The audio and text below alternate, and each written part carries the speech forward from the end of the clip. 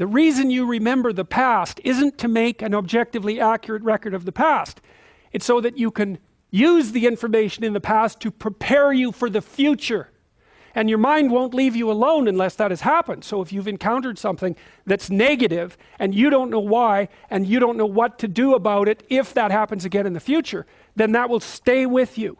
And I think one of the things it does too is it increases your overall physiological load. Because if everything that you've done has resulted in catastrophe, then you're somewhere insanely dangerous and you should be like a prey animal that's ready to dart in any direction. And so you can go back and you can find out where you have holes in the structure through which you're viewing the world. That's one way of looking at it. And you can sew those things up.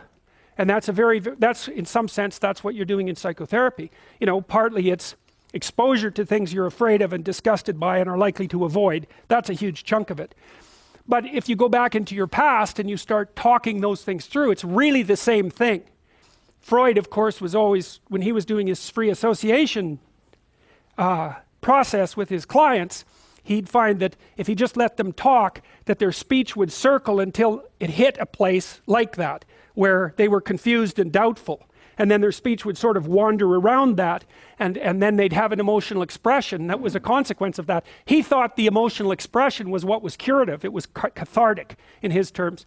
But later, James Pennebaker, he found that if you brought college students into the lab and you had them write for 15 minutes 3 times over 3 days about the worst thing that had ever happened to them, or the worst thing they ever did, if I remember correctly, they got worse in the short term but better in the long run. For example, they went and visited the doctor less, and markers of their physical health improved because they basically calmed down.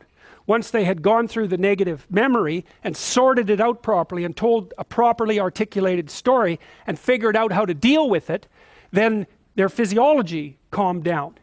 And so then they weren't as stressed, they weren't producing as much cortisol, and so cortisol suppresses your immune function, and so they were more likely to stay healthy.